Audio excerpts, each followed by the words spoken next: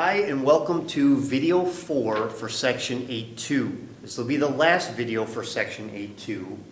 And in this video, we're going to be looking at the polar graph of what's known as a Limacon with an inner loop.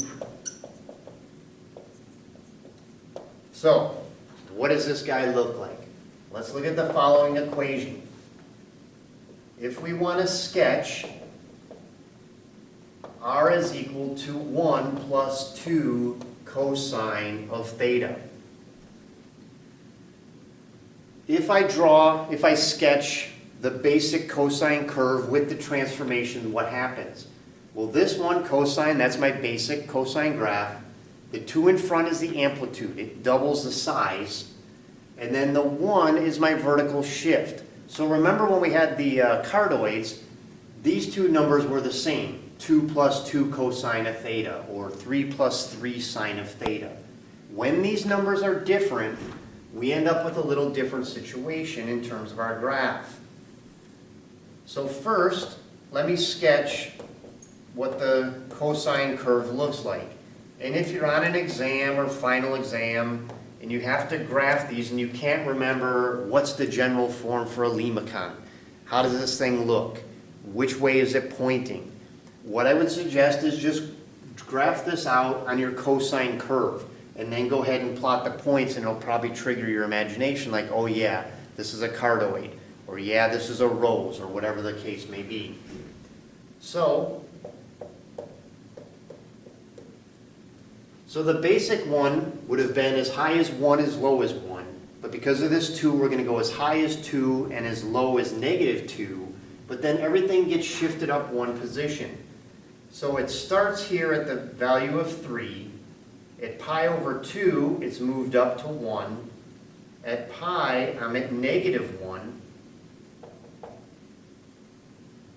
At 3 pi over 2, I'm back up to 1. And at 2 pi, I'm back up to 3. So our curve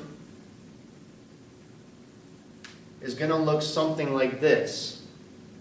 Now the question is, as before in the last graph when we were looking at the roses, the last video, we had our 0 points, which were all the fourths. So here we want to know, what are my zeros? So at what radian measure does this graph come back to the origin? So what I can do, if I want to know where is this 0, well, what do? I just set it equal to 0. So I have 1 plus 2 cosine of theta is 0. So 2 cosine of theta is minus 1. Cosine of theta is minus 1/2, which means that my values for theta are 2 pi over 3 and 4 pi over 3. So this is why we did all those solving trig equations. If we want to know where these 0 points are, so when we graph this polar graph, we know where it comes back to 0. So now let me sketch this. We get as high as 3. So that means that we're going to need 3 rings, a little bigger here, 3 rings on my polar graph, because I know that at the biggest point I'll be 3 units away. I have my basic points, pi over 2, pi, 3 pi over 2, 2 pi, but then I want these radian measures as well, which was my 2 pi over 3 and 4 pi over 3, which are those 2 lines. So now let me go ahead and start plotting these points. So the first one, when I'm at 0 radians, I'm 3 units away. So that means that I have this point right there. Then at pi over 2, I'm 1 unit away. So I've come in towards the center really rapidly. Then at 2 pi over 3, I'm at 0, which means that from this point, by the time I get to this radian measure, I've come into the origin. Now at pi, I'm at minus 1. So pi is this direction, but minus 1 says I get reflected back the other way. So I have this point here. Then at 4 pi over 3, I have a 0 again, which is this same point. 3 pi over 2, I'm back out 1 unit. And then at 2 pi, I'm back up to 3, which was my starting point. So what I see happen, which will cause errors for people, is they don't plot this 0 point. They just plot the basic 5, and they get these points. And so what do? Well, they assume, oh, this must be a cardioid, and it must look something like this, which is not the case. Remember, we have this 0 point. We have to have that on the graph to know that it comes through there. So what happens now that we have these 5 points? Well, we started here, we came to this point, then we came to 0, then this piece here, the inner loop. That's why this is called a limacon with an inner loop. Maybe a better name is a cardioid with an inner loop, just as a reminder that you have to have that little circle on the inside.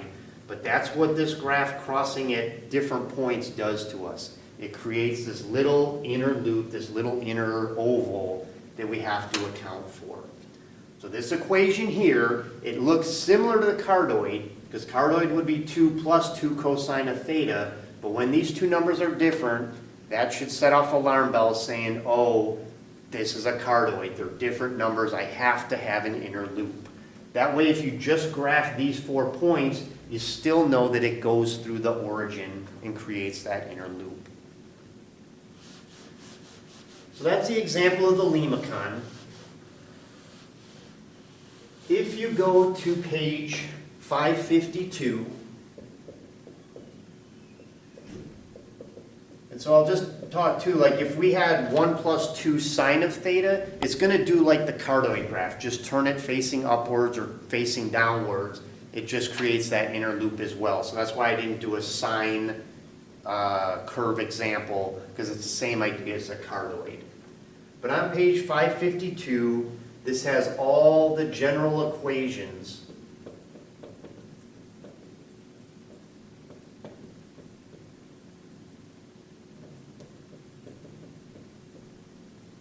for the polar graphs.